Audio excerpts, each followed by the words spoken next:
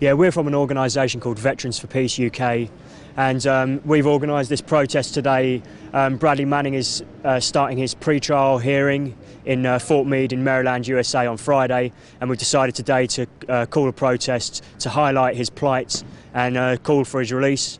There's also a bigger protest on Saturday that we're trying to drum up support for.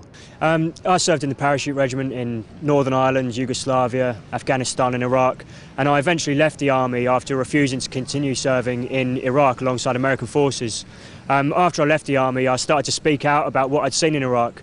The pictures that we're being shown back home and the stories we were hearing didn't tally up with my own experiences, and I wanted to tell the public the truth about what was happening. As a result of that, I was taken to the High Court in 2008 and given a lifetime injunction. Prevents me from speaking about anything I know as a result of my service in Special Forces. Bradley, for me, is a hero.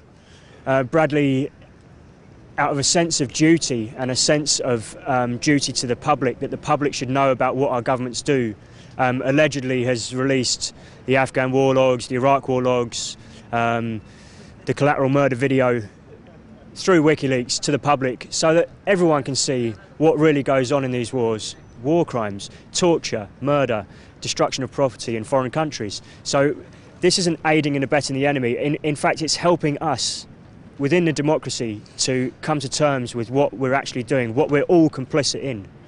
Bradley, if it's true that he's released all these leaks, Bradley has embarrassed the leaders of the world. He's embarrassed the American government.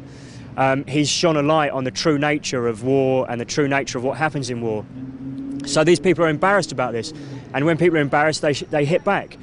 I think when you're a soldier on the ground, you're only seeing your little part of the picture.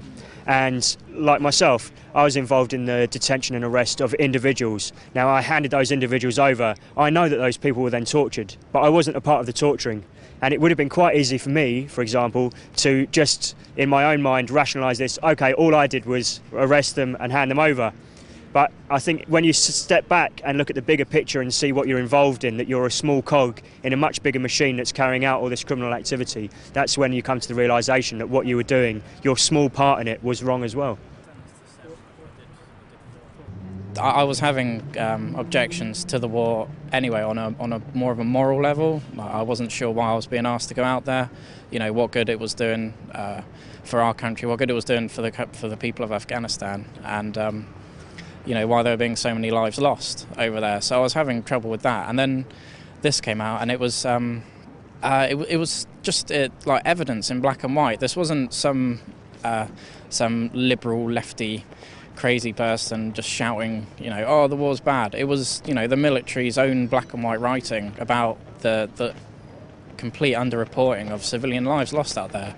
And I think that if people had known about this from the start, I think there'd have been a much more objection to the war. So, for me it was important because it almost gave me that solid, concrete evidence and just reaffirmed my position as a conscientious objector.